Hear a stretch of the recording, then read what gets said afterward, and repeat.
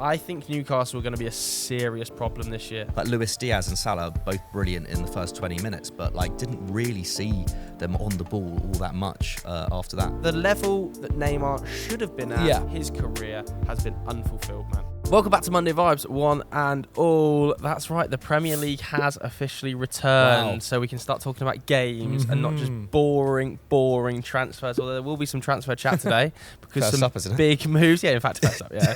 But look who's joined me, Mikey McCubbins, Zac Mikey. Mikey, good weekend? Yeah, good weekend, yeah. Getting used to watching loads of football again. And it was just non-stop, wasn't it? Like Lionesses at 11:30 on Saturday morning. Good result against Colombia, setting up a great semi-final against the Matildas, against the Aussies. Yeah. Cannot wait for that on Wednesday. So that was great. And then, had a good weekend. How about you, boys? Yeah, all good, my friend. You were at the game, weren't you, yesterday? I was at the game at Chelsea, yeah, we'll talk about that in time. And then I watched Saturday Social as well. Thanks, mate. Very good. Thank you. Very good. Yeah, thanks to everybody who tuned in to that. But we'll start with Chelsea, shall we? You were at the game. Before we get on to the matters on the field, let's talk about the matters off the field, because this was the Caicedo derby, wasn't it? It felt like it kicked off on Thursday. Really. Yeah, it was the Caicedo derby, man. And it seems like, we've seen the reports this morning, that deal is done. £115 million fee agreed between Chelsea and Brighton, an 8-year contract with an optional extra year, taking it to, I think, 2032, potentially. Can't even think that far ahead. £115 million, boys. Yeah, a lot of Thoughts? money. A lot of money. Yeah. I've kind of spoke about it a few times now on Sky Sports News and a few different things, but name drop there. I don't like the size of the fee is crazy. I don't in my head. I don't know if a DM is ever worth £115 million. But you've broken the British record transfer on 2 central midfielders. In 12 months. Yeah, it's crazy. I feel like at least with Enzo, who's much more obviously going forward, you can kind of and contributing towards the attacking end. I can understand it a bit more of that size of fee. And like in my opinion, for instance, I think after the season he had last year, he does look very exciting. Caicedo is about a £60 million player, but with the way the market is and how inflated it is, and with Declan Rice going what he went for, and even that's a huge fee. Then I can understand Brighton being like, we want a bigger fee than that. What I think is maybe a bit crazy is that essentially if Chelsea had just sorted this out a month ago, they probably would have paid 95 million. Yeah, probably would have been able to pay just 100 and not this extra. Well, you had I was reading the Athletic article this morning about the move, and you had a £55 million bid knocked back in January, and then obviously Arsenal went in 60-70. I think that Brighton just played it absolutely Brighton brilliant. could not have played more of a blinder. Obviously, Tony Bloom, probably the best owner of a football club in the Premier League, just gets everything right. £4 million he was signed from. Let's not forget, in 21-22, he's on loan at Beershot. There was... Nobody wanted Moises Caicedo. They were having to advertise Moises Caicedo on loan on Transfer Room, which is a site that's much used by Premier League and clubs across Europe to advertise players that are available for loan. He was advertised on it. Nobody wanted him. He was going to Beershot. That just sounds like real life Ultimate Team transfer window. It's crazy, and now he's going for 150 million. I think he's a fabulous player, and I tweeted this. I got a bit of backlash actually. I said that I think he's going to be the best defensive midfielder in the world in the next 5 years. I think it's just giving him I think you've got to remember as well. Over those 5 years, Tchouameni is there. Obviously, Declan Rice is now at Arsenal. Rodri will still be alive. Rodri will still be there, exactly there. And also, that's not thinking about the guys that also might come through in their time. He is going to be fantastic. I think in terms of the actual player and how he's going to fit into this Chelsea squad, amazing. Going to improve us fantastically well. And if I just don't think about the fee, then there's not a single complaint I have. It's a shame. I think that maybe it wasn't done kind of earlier as well, just so that he could have got into the side. He could have been used in pre-season. He would have been cheaper. He wouldn't have had to deal. We wouldn't have had to deal with this whole situation with the Liverpool stuff as well. That in general is crazy. But that's funny. It is funny. But I also think it's a little bit of a mess because Jurgen Klopp, he came out in an interview and said a fee was agreed. They never do that either. That's so nuts. Yeah, Mikey, what do you think? Yeah, to be fair, what is 95 mil compared to 115 mil at this point for Chelsea? That's signed Lavia as well, potentially 55 mil fee agreed with Southampton, according to Belgian sources at least. I think he will be great. I think if Chelsea if Enzo Fernandez hadn't been as impressive as he's been for Chelsea over the last 6 months, then I would maybe have a few more reservations, because you'd be asking Caicedo to come in and completely transform the midfield by himself. Whereas he's already got Enzo seemingly feels like the perfect partner for Caicedo. Both very mobile, but Caicedo obviously the much more defensive powerhouse. Both very press resistant. It means that Enzo will be able to push up further into the final third, play with a bit more freedom than he has been so far. Means that Conor Gallagher basically can just be a squad player now. He was having to do an awful lot of defensive work yesterday against Liverpool when it's not really his job.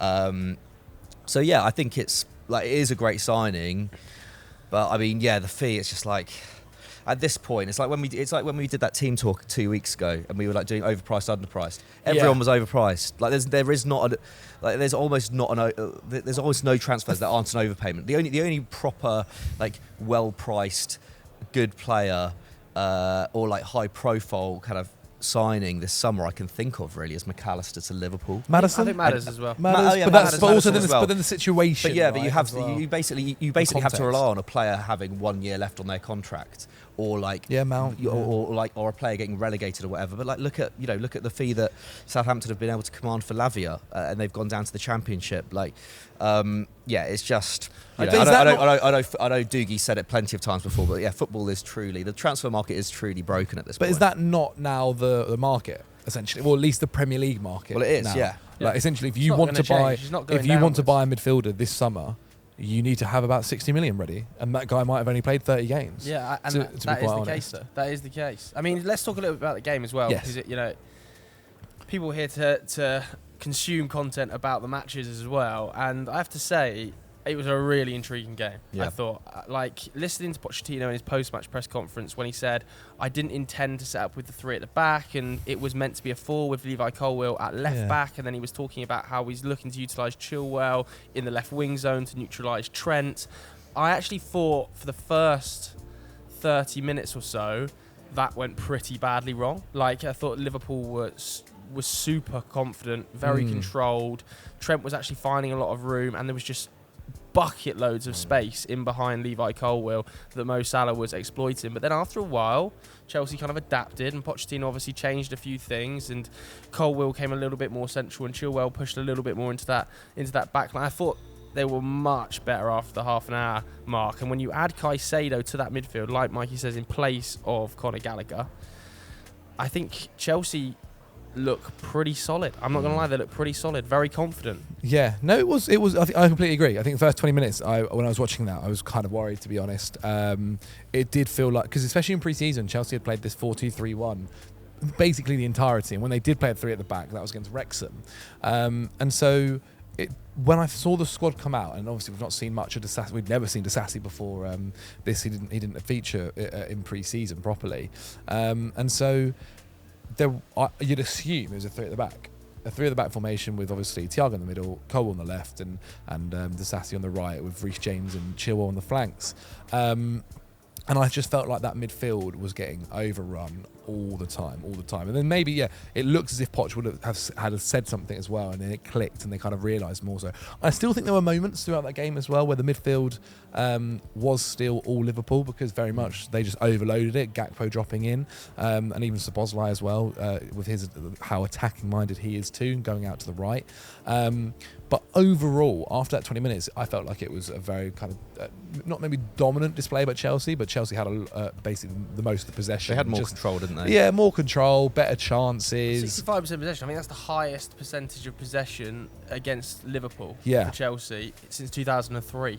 Like, they were very dominant on the ball. But I think these are two teams that will get better too. Like, obviously, you look at this Chelsea side, and this is a side that these guys have barely played with each other. Yeah. Absolutely no full understanding of how everything works just yet. And so for them to have that display after just maybe a month or two of working with Pochettino and his team and the team in general, I'm pretty happy with it. Like, I think there were some really solid displays out there. Like Enzo Fernandez, you mentioned him earlier. He just looks incredible. And the idea of him partnering with Caicedo over the next next decade, quite possibly, is frightening. Like, that is Chelsea's midfield, and okay, we might have had to spend an arm and a leg to get them, but at least that's it now for the time being. 250 million euro. Yeah, £250 million. but he just looked ridiculous. Like, some of the stuff he was doing in midfield, like these ball rolls, these like quick turns. Ball retention's amazing. It's ridiculous. He can handle pressure so easily, which is funny because obviously you're seeing probably one of the best doing that. And then Conor Gallagher, who's like, maybe that side of it's a little bit harder for him, and he'd lose the ball maybe a little bit more often. But yeah, no, lots of positives. I thought, if I'm being super critical, I thought Sterling could do better. I thought on that right wing he can kind of create. I just can't tell what his role is. Is it to create? Is it to goal score? It just felt like he was doing neither. Yeah. I think this is part of the problem, isn't it? Because he became so primed to be someone who would like make late runs and get into those like super good positions at Man City, but Chelsea still don't have, aside from when Reece James is, bombing forward, and obviously he got injured in this game. I don't think he did actually. I think he was all right. Okay, yeah. fair. My bad. Essentially, like, Chelsea still don't have like a KDB style creator, do they? No. So, but having said that, I think Poch must be just super stoked in terms of the midfield that he now gets to work with, especially the fact that they're both so young, Enzo and Caicedo, because like you just look back to those Tottenham days. Basically, after Moussa Dembele kind of just got completely crocked. Yeah, like it was such a struggle for him. He was like his key player, and to be able to have like someone like Enzo who is just like amazing ball retention. Obviously passing ability, brilliant. I think that's really exciting. But it is interesting. The fact that Chelsea are probably going to get Lavia as well. It's just like. Now let's stick with Liverpool with the breaking news, and we're hearing that they have agreed a deal with Southampton for Romeo Lavia. Sky Sports News understands this. However, Chelsea are still pushing to sign Lavia. We've just had it from behind the camera, by the way, that they've agreed a £60 million fee with just like Southampton, just like that, just as my fears for Liverpool's midfield were going into overdrive. But he still does. They said that he had to pick. Yeah, he still has to pick. But I guess it's a bigger offer, isn't it, than what Chelsea were offering? I think. Because at the start of the show, I think we were talking about Belgian people confirming that he was going to Chelsea. So that's the transfer market all changing. But I think there's reservations about Lavia at that amount of money. But like we were saying, the midfield market is crazy, and Liverpool are in a much more desperate situation now than they were a month ago. I think that lack of a midfield controller really did tell, and it's like that was fine in the first half when everything was a bit chaotic, and McAllister and Szoboszlai can like ping balls into the final third. Like they had a lot of joy with that. But once Chelsea got an actual foothold in the game and actually began to control the middle of the park, Liverpool that route into the forward line just seemed to be pretty cut off. Well, I felt like, I didn't see enough of like Luis Diaz and Salah, both brilliant in the first 20 minutes, but like didn't really see them on the ball all that much after that. Well, it felt like as well, the whole reason I guess Chelsea did this was to kind of make Trent useless in the game essentially, and in the first 20 minutes that didn't happen, but afterwards it did, and that meant he wasn't able to drop into midfield, which then meant as well that I kind of felt for Gakpo a little bit, because that just isn't his position. No. That midfield, or at least in a game like that where you're up against the likes of Enzo and Gallagher, who's chasing you down at every single opportunity, it felt like they do need to sort out that midfield. And I mean, 60 million on a player who barely played 30 games last season, who is still super raw, has so much to develop on, to trust him to be the anchor of your defence is a lot of pressure. And I'm not saying he won't do it. I think he's a fantastic player. I spoke all of last season about how amazing I think he is and the potential he has, but he does need to develop. That being said, being developed on the own Klopp, he's got a great proven track record. But in an ideal world, he would have been partnered alongside Fabinho. And he's also not the only one. There's a lot of pressure on him now. He's also not the only one. Surely, obviously, Liverpool now, from what they were willing to spend on Caicedo, have another 50 million that they can go and spend on another midfielder somewhere. I don't necessarily think they're going to, though. I would be surprised if they go £60 million on Lavia and sign another centre mid in this. I feel like centre back is still on their list as well, potentially. Like Ibrahima Konate's injury record still worries me. I think he's brilliant alongside Virgil van Dijk. I think those are clearly their two best centre backs. Why not? But yeah, they do still need depth at centre back. And why not Tyler Adams? Like, if the fee of 20 million is what it takes to get him out there, like, I think there's a level of also Liverpool do need to be careful of if they get another injury to midfield, they are going to be in big trouble. Yeah, I mean, I like Tyler Adams, but I just think that Liverpool in that midfield, like, I don't see. Like, they obviously have massive trust in Curtis Jones, Bajcetic, like to play that role, Lavia as well. I think if those are going to be the options, I don't see them bringing in a Tyler Adams that is going to be up like. Is Curtis Jones good as a six? I feel like Curtis Jones is far more I don't think effective it's as his an eight. ideal role, but we saw him do it quite effectively in well. pre-season and at times for the 21s as well. And we've seen him do it in the past, haven't we? And obviously they're trying to implement that box midfield with Trent playing in there as well. So it's going to take time for Liverpool. I didn't think they were terrible, Liverpool. I still think they're extremely dangerous. And I think the reason they're going to be in and amongst the top four is they've just got so much firepower. Like, even when Darwin was coming on, I think he looked dangerous. You know, people kind of deride him, don't they? And the touch wasn't great for the opportunity, but he gets into great areas as well. I also think that in the second half, when Gakpo was taken off, I don't think it was for Elliott. Was it Harvey Elliott? Came into midfield. Harvey Elliott looked great when he came on. I thought he actually was a big change in momentum in the game, and I think he actually came on for Salah, didn't he? Because Salah kind of threw that hissy fit and threw his hands down.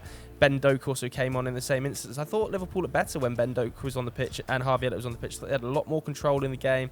Don't think Salah was good, had his best second half of the season, but they're unbeaten in 12 now, Liverpool. They're scraping past. Like, I think they're on the longest unbeaten run in the league. Like, people forget that at the back end of last season, they were really good. And I know that the midfield isn't perfect, and clearly there are issues. I don't think they're going to be title challengers. You know, I saw people talking about them being title challengers last week. If they'd have got Caicedo over the line and Lavia, then maybe. But I don't think they're going to be title challengers, having watched Arsenal and Man City this season. But I think that's the thing, isn't it? Like, last year, they still had, I think, the second best attack in the league by most metrics. That's crazy. Like, yeah, like it is mad. So, like, all they needed to do was sort that midfield, and I think basically what makes this season difficult for them is that they probably didn't get, they didn't get that DM through the door quick enough. They don't, Fabinho and Henderson leaving. It's just a very sharp transition there, and you can't expect all those players to suddenly become the next,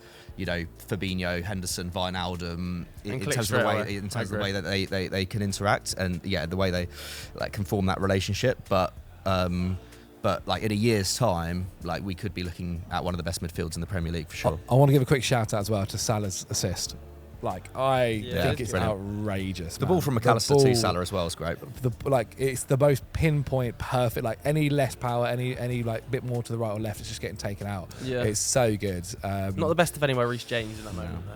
In that moment, definitely. Roy Keane not. And then I've also never seen a player with more chaotic energy in my life, in real life, than Núñez when he came on.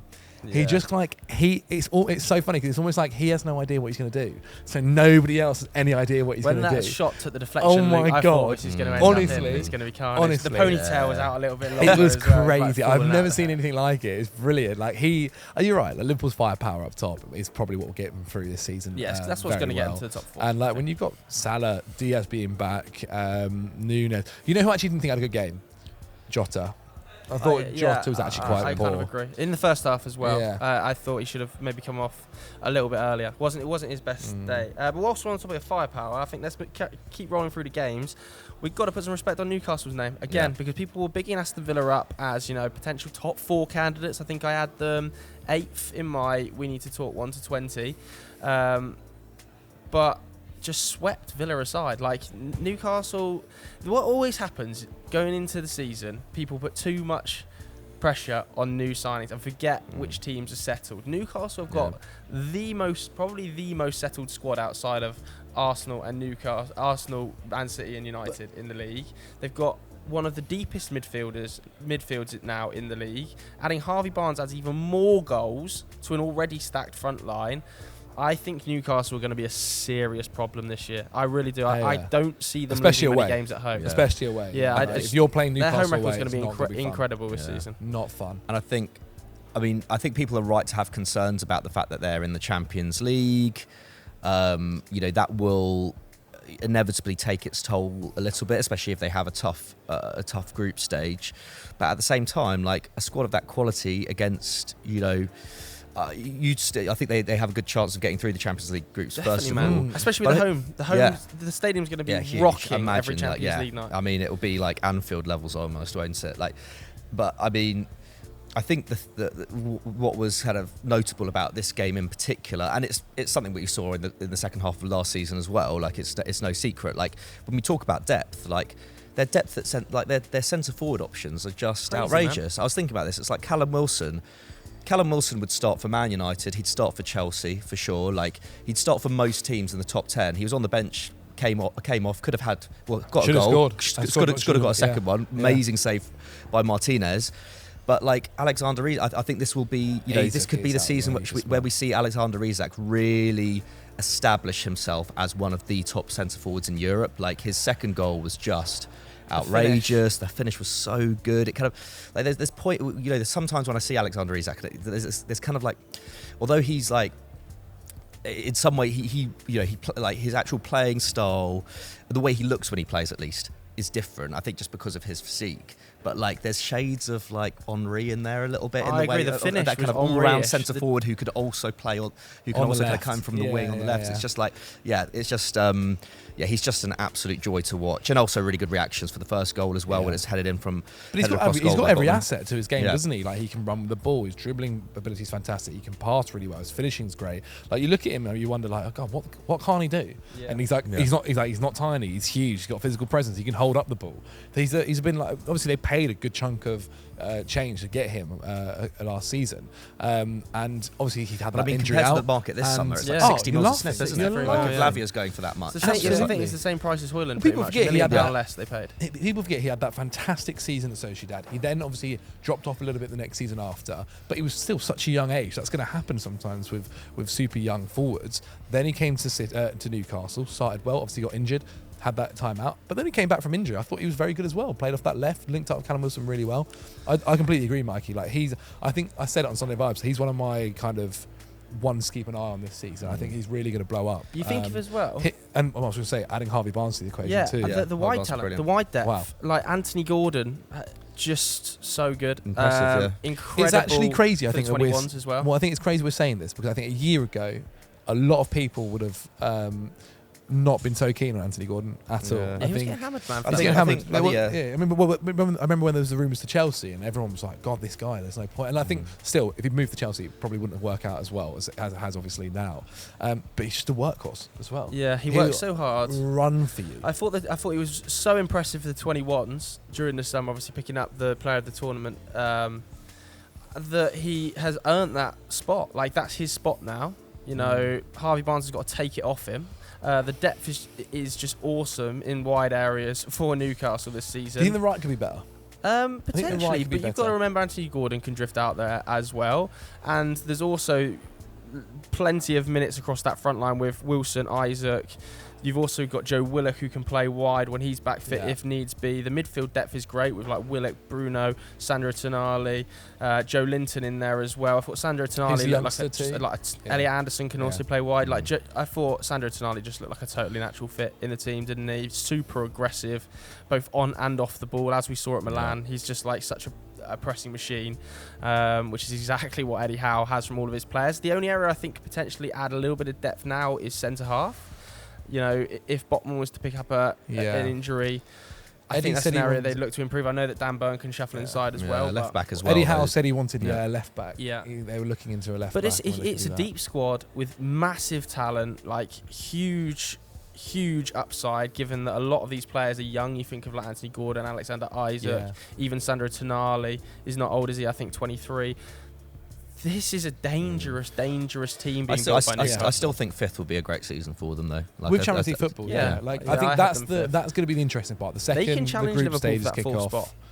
They can be. It'll be tight. They'll be very tight to Man United. I think the thing is, you got to remember third, as well. People don't seem to be mentioning. For like fifth place is Champions League this year. Yeah, fifth place is Champions League. So top five gets Champions League. Top five is Champions League, and so you'd be happily happily taking that. I think Yeah. there's got to be For just for the viewers at home who may not be familiar with why that is, Yes. it's because the Champions League is changing next year, isn't it? Yeah. More teams.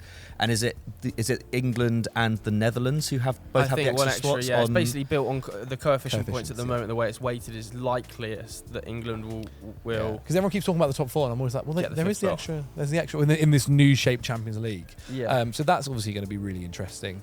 And I think what will be for Newcastle especially, what will be interesting is that kind of once the group games kick off and they are playing those extra games, how that's going I to just affect don't them. think it's going to affect them that much. I think the squad's really deep. I think it's as deep as like right now. It's maybe not in the forward area, but it's as deep as Liverpool's. I think the midfield's got. We the were depth just there. sitting It's here got saying Liverpool's isn't deep enough. I think Liverpool. Other than the midfield, Liverpool's is Well, even in is pretty defence, solid. I think not ideal, but Matip and Joe Gomez at centre half are all right. Simicast is a backup left back, maybe slightly light in the right back position, but I think it's as deep as them. It's as deep as Tottenham's. They're not as deep. It's nowhere near as deep as Liverpool's up top though. Aside from in centre forward. I think in terms of quality, no, but I think in terms of Newcastle's like standard level with like Barnes coming off the bench, Wilson coming off the bench, like these are big players coming off the bench. Sustain level over the Like I course think of the they game. can sustain that Newcastle level. I think obviously they're not the caliber of Mo Salah and Luis Diaz, but in terms of their depth comparatively to their first team depth, it's almost like Wilson is like almost parity to Isaac, isn't Yeah, it? as a If goal not scorer, as for a sure. goal scorer. Harvey Barnes parity, if not better player than Anthony Gordon as well. Like I think the Newcastle are a problem, man. Like putting up 4 XG against an Unai Emery Aston Villa side is not easily done. Didn't Aston Villa score 4 against them at Villa Park last season, or was it 3? I can't Yeah, remember. but they It was did like- put them to the sword a bit, didn't they? smashed But I them. think slight concerns about Unai Emery's Villa, especially with the Mings injury. I think Yeah. the Mings injury is a disaster. Well, we saw Pau Torres rough. obviously featured today, featuring that game. Wasn't maybe the best debut out of all the people that made debuts for their club this weekend. It's a tough one though. I isn't think it, they're- I coming think on they're- It is a back tough one against Newcastle. Their record, Exactly, though, it with and is. without Mings, I think since they've been Yeah, promoted it's- to the yeah, league, it's they've not only great. won 1 game without Mings. It's not great. That's But rough. I think, look, if there's one manager who I think is able to possibly deal with that with the squad that he's built, like Constant makes a bad error as well for one of the goals. Like I think Unai Emery can develop on this and go from there. Look, again, you're playing Newcastle. It's not right. You're playing Newcastle away. It's not Diaby an easy looked game electric whatsoever. as well. Diaby Yeah. looked fantastic. I mean, at one point it was very much a battle of pace between which teams got the fastest player. Diaby was looking very, very good. I think just give him time. Give him time. Obviously, Buendia being injured as well is not great. 2 ACLs in a week is just a disaster. isn't it? yeah. I mean, I'm hoping Yeah. Mings is just an ACL because I mean his knee looked like it just like exploded, man. Mm. And like I read the statement put out by the club this morning, and it was like it wasn't even like sustained a cruciate ligament. It was like sustained a serious knee injury. So like, not hoping it's an ACL because obviously that's terrible as well. But it looks like he's going to be out for a really significant amount of Yeah. time. Tyrone Mings. What's that leaving with? Then Pau Torres. Pau Obviously, Torres, they got Consta and Carlos as well. It's yeah. not terrible. It's not terrible, but we did see in pre-season at times Unai Emery operating with Pau Torres at left back and then moving into that sort of same back three is that structure. not also because Alex Morena's injured as well? Yeah, he's out at the moment. He's actually meant to be back, I think, September-ish as September-ish, well. So maybe when he mid-September. comes back, we'll see. I think we'll that'll see give things that fixed attack out a lot little more bit of a better balance. Yeah. Because otherwise you kind of got. We had yesterday kind of John McGinn like playing quite And Jacob on the Ramsey's left. still injured Yeah, as well. so isn't he? at the moment it's like I think we'll see a lot better input from someone or output from someone like DRB when there's more of a threat going down the left and he can actually open up a bit more space on the right. Yeah, they're going to be okay. They're Yeah. going to be okay. It's just like it's not. I think for anyone that have them in the top 4 shouts, whilst also knowing maybe Unai Emery's record of battling the league whilst also being in Europe, he's never finished in a top 4 spot yeah, where it's he's gone deep in Europe. it's think- an interesting shout. Yeah, I think people might have got a bit ahead of themselves with Villa. Like, not that like this I've been Villa there, mate. squad isn't really good, but it's just the competition there is just massive. Like Chelsea will be back in the top 4 race this season. I think we've seen enough evidence of that so far, and in pre-season. Brighton. Yeah, it's good. Yeah, Brighton. Yeah, like I think people kind of wrote off Brighton a little bit because of the midfield transition that they're going through, and yeah, for sure, like Milner and Dahoud. Well, Milner's Oh, playing oh, right oh, They back. played right back for them. Sorry, I Milner wasn't. did. Oh yeah, of he course, played because Gross Milner. went to midfield, didn't he? But yeah, like they've got some work to do there, but equally they looked super impressive. And I mean, De Zerbi was talking about after the game, saying, "I'm aware like we need to sign a Yeah. number of players, and that's going to be midfielders, isn't it? Yeah. I think again, in my 1 to 20, I had them 7th, I think, and that was on the predication that they hadn't got midfielders through the door. Like, the system is just so elite. Like, it's so elite. Like, the system that De Zerbi has built, you know, building from the back in the way they do, it's just like phenomenal. But it's like so anybody good to watch. anybody can slot into anywhere, and they, because they know how the system works, they just all look phenomenal. Yeah, and they just always have a new player coming through in the forward areas. Like Andingra, just, you know, comes from Saint-Gilloise in the summer. An amazing season last year in Belgium, was it? I think in all competitions, 15 goals, 15 assists. It was like 11-7 domestically in the league, wasn't it? And you just know he's going to like fit in like a glove and be another start. Like to accompany Mitoma and Enciso and Evan Ferguson, who again Ferguson like he didn't even start. He didn't even start. Yeah. Danny Welbeck started, and like he came on and then got this great goal. Hit the post as well, didn't he? With that I wonder who lovely they'll strike. target to replace. They've already got the boy from Leipzig. Salzburg. Yeah, I think they're looking at him, but I don't think he's actually come through the door yet. But they played still They played Gross. They played who else in midfield? I know Gilmore came on eventually. Yeah, Dahoud that was and then Billy Gilmore came on. And Dahoud is the kind of player who I think, you know, like give him a month or two, and like, and if he stays fit, I think we could see like a new level from him as well. Henry Hill's flop of the season on Team Talk, wasn't it? Oh yeah, he said Dahoud. Yeah. To be fair, I said Maddison, so it wasn't the worst shout. He got absolutely berated for that. So if you haven't already watched that episode, yeah. Also, just props to Lewis Dunk. Did anybody see the Lewis Dunk chest pass on the weekend? Full on whipped in cross at maximum pace and like competing in the air rather than like heading it out for like a distance. Fakes the header and like chest passes it back to Steele on the 6-yard box. Honestly, if you haven't seen that clip, it's one of the best moments of the weekend. I think that's one of the incredible things that De Zerbi is giving his players, is his confidence in their ability. Like, to do that, to have the confidence in your ability where, you know, in this situation you can do that is so impressive. Honestly, so impressive. One more thing I want to mention from this game that I think we just need to talk about: what's VAR up to? The handball. Lewis Dunk handball. Yeah. Well, we didn't mention it we didn't mention the one in the Chelsea game. No, we didn't actually. Did Jackson. Was it a handball for you, the Jackson one? So I obviously, from where I couldn't see it, and I've seen some shots afterwards just recently. If it's within the body, in my opinion, it's not a handball. Like, that's what it is. If it is out here, then it's a handball. Make of that what you will. I think the dunk one's not a handball.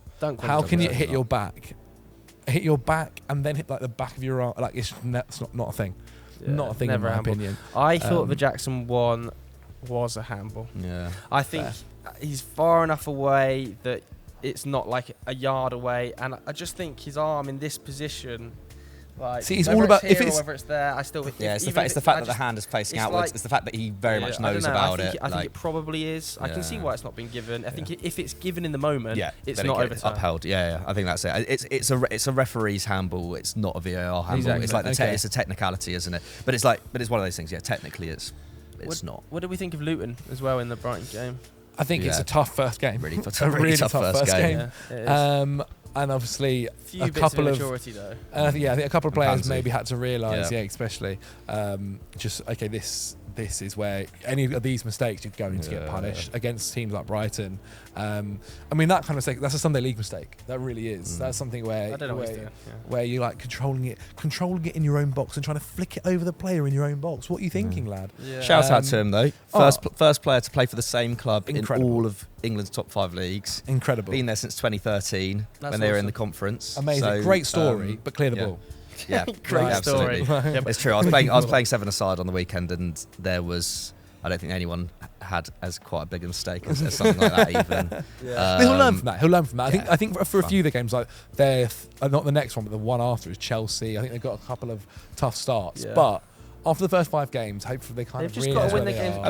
Yeah, for sure. And also let's remember, like, it was 2-1 for the vast majority of that game. Like it was, it was one huge mistake, and then Evan Ferguson right at the death. And one of the goals was a penalty as well from João Pedro. So like it's not, I mean, I know like overall they conceded a lot of expected goals, but away at Brighton opening day, like they were never going to get a result, were they? Like, shout out Carlton Morris though. Shout out Carlton Morris again. I think it's 27 goal involvements in the Championship, wasn't it? Off the mark already. hopefully he scores some goals because I did have to pick him up in the draft team, in the Football Daily draft. Okay, let's keep going though. On to Ange's debut. Should we talk about? Yeah. I mean, Great game. Great game. Really enjoyable to watch. And Tottenham just look so much better than they did last season. With or without Kane, Ange is going to have them playing way more attractive football. They saw so much more of the ball. Like, I know they scraped a draw last season at the G-Tech, but it's just, last season was ugly. It was crap. Yeah. It was like hoofball, no comprehension. It was hopefully Kane gets something. Whereas this time, it was structured. There was fullbacks inverting. They were on the ball. Maddison looked sensational in that 10 space. He looked incredible. And Yves Bissouma, back to his best in the 8 role, able to carry the ball, dictate the tempo of the game. A high number of ground duels won. I thought he was by far the best player on the pitch, Yves Bissouma, and if he can stay fit, they've got an absolute gem there. £25 million will look like a fucking bargain. Yeah, even Edozie looks fantastic on that left side. The worry, just for now, and obviously it's going to take time as well to learn, because they've been playing through at the back now for a couple of years. Like, it's going to take time. Is just that. The defence, I think, defensively, like Edozie going forward, amazing. But I do worry slightly at the moment with their defence. Like, they were getting done with that ball over the top on the wings. Yeah, and obviously, like, really, if I'm being brutally honest, like, Brentford should have probably scored another one. Yeah, the Mbeumo is like, it's a tough chance, but I actually not a tough chance, man. I would have backed. It's in the air, like it's in the air, like it's tough. It's just coming out very quickly, isn't it? But certainly right. But yeah, there are a lot of positives. I think a lot of Spurs fans can take a lot of positives. I think, especially with the idea that obviously Kane's gone now, I think no Spurs fan is really sitting there going, we're going to get top 5. Like, realistically. They finished 8th last season. If they finish 8th this season without Kane, it's a dub. 100%. Yeah. But if they can do it whilst developing this system, where Maddison is such a key role, Bissouma's back looking amazing, Edozie on this left flank, didn't see too much from Son. No. But that's still not too much from Richarlison. Not too much from Richarlison. But that can be developed in time, right? First game, and it's also the first game without Kane. Richarlison does need to step up. I think Spurs need to sign another centre forward before the end of the window. Yeah, well, Spurs, they signed that obviously youngster from the Argentinian kids. But they do, but that was like a cheap fee. But they have 100 million in the bank. Yeah, I think they need to get at least. I don't mind. I think Richarlison starting number 9 for them for a season under Ange, great. Like he's he's still a very good technical player. Yeah. I just think they need a backup. Like we said it for years when Kane was their number. They're starting number 9. They need like a quality backup. And there's still. There are still strikers on the market. Gift Orban is Gift Orban. This is the guy. He was got. Has there been like reports about Spurs being interested in him? Yeah, there's been a lot of reports about Gift Orban. Because I think we've been bigging him up since the end of last season. Like his scoring record in Belgium for Ghent is outrageous, and he's begun the season really well as well. Has he begun the season, or was it just like pre-season that he was doing really well in? Oh no, sorry, in the the qualifiers. He scored the other day. He's just a supernatural centre forward who, like, as a goal, like, is a more natural goal scorer than Richarlison, first of all. And I don't know, I think he's got a really good all-round ability. I think he'd be an absolute asset to Spurs. Like a signing like that, I think would give give Spurs the kind of depth they really, really need up top. That number 9 position, you're right. Like, without that, who's next? Like, is it? Jonathan David, but he'd come at a much bigger fee. Oh, you mean at Spurs already? Is it Scarlett? Is it still? Well, they would probably play. Yeah, they play Son through the middle, couldn't they? Like, I think the end goal for them is going to be to sign a very solid number 9, but that might not appear in this market. Like, they might have to just go for Richarlison, look to get maybe a bit more wide depth. I thought Mickey van der Ven was a very, very solid debut. He's seriously quick. But like you said, the balls into the channels are still a problem for Tottenham. People are going to go direct against them. I think they're playing Man United, aren't they? First game of the season at home. I can see United targeting that a lot with that like direct ball into Marcus Rashford in over the top of Emerson Royale, who's inverting. That's obviously going to be a problem. But I think Postecoglou is a good enough coach to sort that out and make alterations within game and pre-game that are going to have effect. He comes across as such a likeable bloke. Yeah. I love this comment about fantasy football. I really think I hope Ange does well. I just hope he doesn't get eaten up by the press. His personality, I think he's sort of personality to deal with the press. Like, I think he's kind of got them on his side already. That stuff about how, like, he can't play fantasy football this year because of with his mates. It's the first time in like 20 years. But that's because his fantasy's now a reality because he's a manager of Premier League club. It's a fantastic. Like, he knows what he's doing, but he's always been known for that. He's always been known for like getting the press on side, for getting the players on side, and for being like a genuinely likeable guy. And I think because he doesn't have the pressure this season of you've got to finish in the top 5, like we've got Harry Kane, we've got to be doing this, like we've got to make sure we keep him for the next year by finishing well. I think everybody's going to be is kind of willing to give them this season of development and let them see what happens. Yeah. And there'll be some rough times. There will be some games where they probably do get destroyed. But hopefully there are also some games where you start to see towards the end of the season this like philosophy that he wants to build. Yeah. I think their options in the back line now are genuinely really good. Like I know Udoji's going to have to long run like adapts to playing as a left back. He's played pretty much as a wing back his whole career so far, but like I thought he looked good. Like he was actually taking up, especially after Perisic came on for Son, he was taking up like more central areas when he was on the ball. He was like driving into the midfield and looked pretty comfortable. I thought Vicario had a couple of shaky moments on the ball. Like, I don't know, his Brentford fans were onto him, obviously. Every time he touched the ball, like, the crowd was going mad after the He's somebody inside sliced a couple out of play early doors, didn't they? Like, just settle down. Just calm down. Vicario, he looked a little bit overexcited as well. Yeah, when he was trying to put off Mbermo with the penalty, getting that yellow card, and kind of being a bit cheeky. It felt like maybe the occasion got to him a little bit, but I don't know, but you kind of want to see that from your starting keeper as well, don't you? Like on his debut, you'd rather that than him look like timid and be a bit like overawed. He's got to be confident. He's replacing a goalkeeper in Hugo Lloris who's been there for God knows how long now. The captain as well. Yeah, they missed out on David Raya. Like they know. Like I think he's got to be confident in those kind of positions. You mentioned the yellow card there really quickly. Oh my God. The amount of yellow cards we're going to see over the next couple of weeks are crazy. I don't know if you noticed it in the Chelsea game, because obviously it's such a natural reaction over the last few years of like someone badly tackles you go like this, give them a yellow. Yeah. Referees are so on it. On it. The amount of times, the amount of yellow cards. I think we might see a couple of red cards over the next few weeks, which have hopefully come from Bruno. Bruno's a prime candidate of like from their like natural reactions of previous stuff to this happening. It was crazy. Like there were tackles going in where no one's getting booked, and they probably deserved a yellow card. The person complaining about them not getting a yellow card, then him getting a yellow card. It's going to be an interesting few weeks. Yeah, let's go to the two teams that we think are probably going to clash at the top of the table, right? Man City and Arsenal, Man City just looked again imperious, didn't they? I mean, sorry, I felt really sorry for Burnley because they're putting up a fight, weren't they? But it's like first half they were good. They were fine. Honestly, think Burnley, it's just like trying okay. to beat the impossible, isn't it? Like Man City do not at this stage have a flaw. Like if you want to go long, they'll have it long. If they want to battle in midfield and be super aggressive, they'll do that. They'll pass it through you. They're an absolute unit at set pieces as well. Got so many big players. Like whatever way you want to try and have a game against them, they can mix up and do it better than you. Like they are so good, Manchester City. It's frightening. Obviously Haaland 3 minutes to get off the mark. The second finish is just outrageous. Ridiculous, isn't it? City just looks so scary, man. Like even when they're bringing off like kids on the bench, it was just couldn't get the ball. Injured off KDB's big though. Yeah.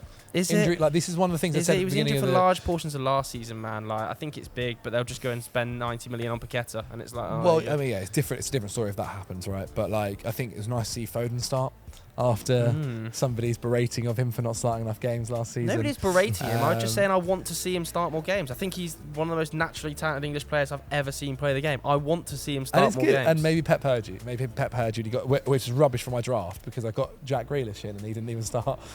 He will. He felt like he was number one. What did you think was especially if KDB's out now, like that space does open up. Like I think like Paqueta, I mean again, big overpay if this 90-100 million pound deal goes through, but I feel like Paqueta's more of a Bernardo kind of style midfielder rather than like a KDB. Like I know he does have like good creative qualities, but like I feel like he's a bit more of an all action kind of player, whereas I feel like Foden fits into that KDB role easier. Even Grealish is super creative from central areas. Well, there were points last season I remember where like KDB and Grealish were kind of dovetailing a little bit and like switching around in that attack kind of mid-game, or at least like mid-move. I kind of agree. If anything, it's the right-hand side that where they need more depth following Mahrez going. I know we've seen Cole Palmer perform really well there. But yeah, I would say that's more the area where they're lacking rather than necessarily they're always going to have creation, KDB. But no, I think like it's not like previous seasons where like I do think if KDB like is out long term, then that still does impact their title credentials. I think it still does because Arsenal will only get better as the season goes on, and their attack, Saka and Martinelli already look sensational. Well, they're not warming up at all. Man City are also, if KDB is out for a long time, and then Man City get another injury to a midfielder, things do start to look a little bit more shaky. Lots of ifs, buts, maybes, wasn't it? KDB was injured for large portions of last season, and I know that Ilkay Gundogan picked up minutes and goals, but I just think they're just so adaptable. Like, I haven't seen a team ever as adaptable as this Manchester City. But for instance, right, Kovacic is actually, like, he can be quite injury prone. So say KDB gets injured and then Kovacic gets injured. Right, they've still got Rodri. Bernardo Silva plays in midfield with them, and probably Paqueta.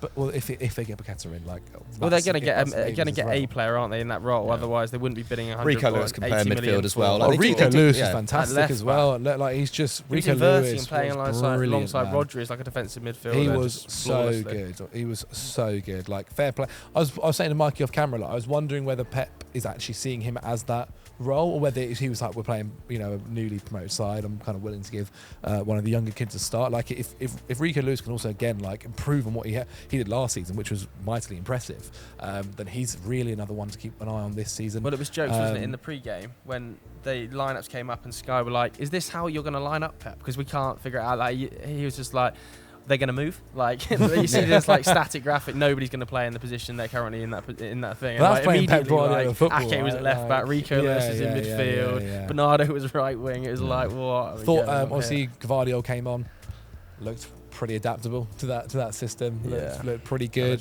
Kovacic, who I just mentioned there, looked like he played for City for 3 years. Yeah, he's like.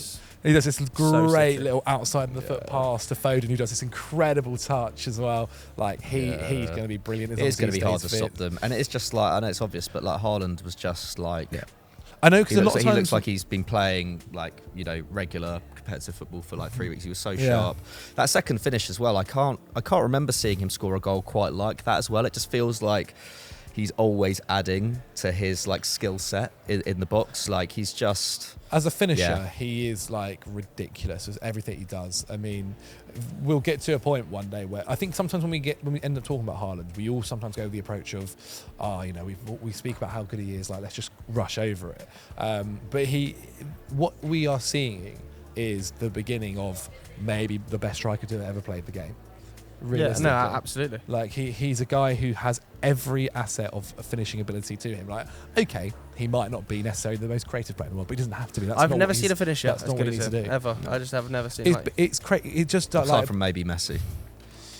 But do you not think Messi's a different kind of finisher to him? Like, Messi's like so much more like there's like finesse towards what he does. Yeah, for sure. Whereas Haaland, there's like a brute power behind some of his stuff where you just go, how do you stop this guy? Yeah. And his, obviously the way he is built and his physicality.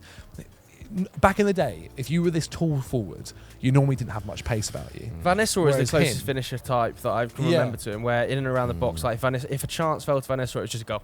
There's nothing you could do about it. It was going to be a goal, and it's the exact same thing with Haaland. There's not even a point having a keeper in goal when Haaland's hitting the ball. It's ending up in the back of the net. It's like the ball's done something to him. I will also drop in as well. We said it. That obviously John Stones best centre back last year. What happens? Injured. Only a minor one though, isn't it?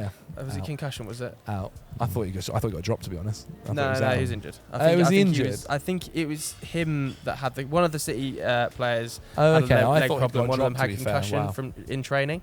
So I think John Stones. Okay, that makes a little bit more sense then. But yeah, I think he's going to start. And then Arsenal. I mean, Bukayo Saka. The finish is just. He's getting onto a level. He's like Zion Robben-esque, that finish. Yeah, but he's also getting onto a level now where like he is easily one of the best wingers in the world. Like on that right side, like people always say, like, you know what he's going to do, but it is that Iron Robin thing of like, it doesn't matter. You can't stop it. Like because even if the thing that he has, I think, better than Robin though, is that side of he can go down the right and create something that side too. Like Robin's thing was always cutting in and scoring. And long way to go to get to Robin's level though. Do you think? Yeah. And Robin's one of the best right wingers of all time. He is one of the for sure. But history. I think on the profile that Saka's on at the moment, I think he could overtake that. Still a while to go. I think to get to the peaks that Iron Robin was able to produce, at Bayern Munich and Chelsea, Real Madrid. Like he's definitely going that direction. He easily can achieve those things. His ability is there, but he's got a long way to go to get. And it also doesn't really matter. Like the trajectory that he's on is like. It's difficult to think of an English player like, he truly is, like when you compare it to, like, say, Raheem Sterling 10 years ago, who was like by far England's like biggest hope at the time, and he's had a world-class career. But Bukayo Saka at his age is like, basically at the level that Raheem Sterling was at his age. I think like he's that good, and as a dribbler, I think is more impressive in many ways. Like has a, I don't know, there's a maturity about him as well. There's a more. I think he's just more well-rounded. Yeah, the only thing I'd say about the Arsenal performance is I didn't think they actually created that much. Like I think 2 moments of genius: Martinelli's spin, pass, control sort of element, and obviously the Saka screamer. But outside of those moments, I don't remember. Forrest created more XG than them. That's mad. Yeah, which is mad, obviously, and obviously a high proportion of that comes from that amazing run by Alanga as he kind of sets Awani up for the last few minutes, 0.8, 0.9 XG chance. But exactly after the last 5 minutes, like it was like they might get back in. Like backs against the wall here. Oh no! Like, are they going to lump one forward that Worrell's going to head in or something like that? But they saw it out, but just didn't create as much because it was a very attacking team. It was. With Havertz and Odegaard playing in the attacking midfield roles. White and Saliba were like pushing up a lot as well, like getting involved. It was a super attacking team that felt for Timber didn't put up one injured, XG. Yeah. I think the thing like Tim. I guess it's still early days. Shame about Timber's injury. That's what I mean. Shame about Timber's injury because I think he can obviously allow them. He allows so much more to happen, obviously as well. Because who came on for Timber in the end? To play left back, Tomiyasu, and obviously those two is a very different kind of player. Obviously, much more defensive. And then obviously Partey playing right back for the majority of the game. I thought he wasn't that amazing either. Kai Havertz, I think we're going to have to see him develop into this role that he's got in this midfield position. I saw a couple of people saying, a couple of Arsenal fans saying they preferred him in that 9 position. They would have much preferred him there. But it's going to take time to adapt to this new system, though. This back 3 system with a box midfield, 3 going forward. Like, it's not just going to happen overnight. It's a different situation and system to how they played last season. We were very successful with last season. Yeah, we're at game week 1. You've got to show some patience. They got the result. Yeah. They are going to be title challengers, Arsenal. Yeah. I'm convinced of it. They've got such depth, such quality in forward areas. Arteta's a great coach. I'm convinced they're going to be title challengers. I think so, 100%. I think a lot of the teams that we've spoken about today, it's going to take time. Like I think a lot of teams this season, probably other than City, but I think a lot of teams this season have gone through a change. And I think Arsenal very quickly will develop. I think they have the advantage as well that sorry for cutting you off there, Zach. They've got quite an easy run of games to begin the season with. Like we can see Arsenal winning their first 5-6 games.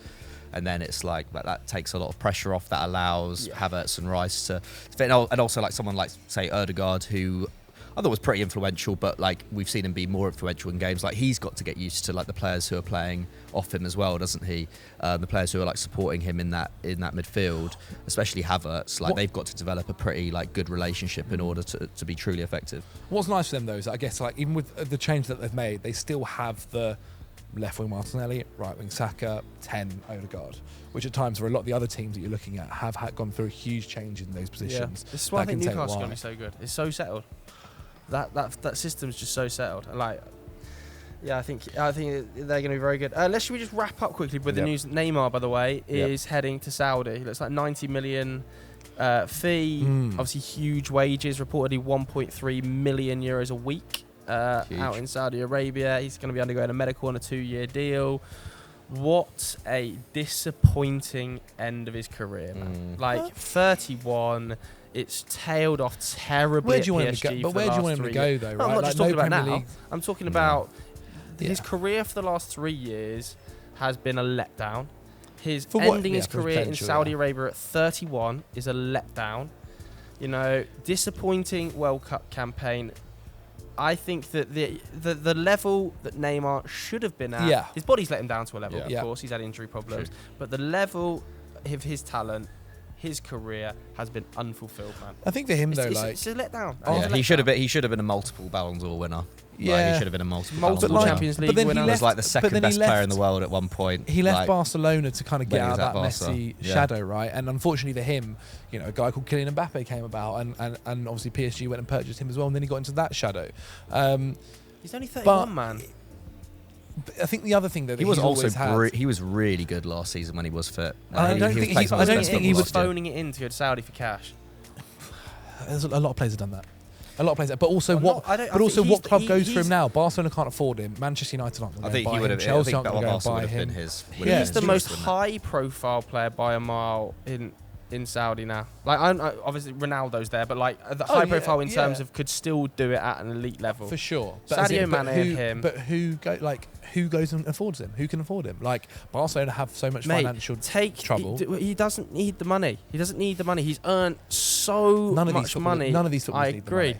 but for his own legacy, I would have much rather have seen him go back to Barca, man. Barca can't afford. Well, Barca legitimately wouldn't be able to do it. Like, but PSG aren't going to say PSG want at least 90 million.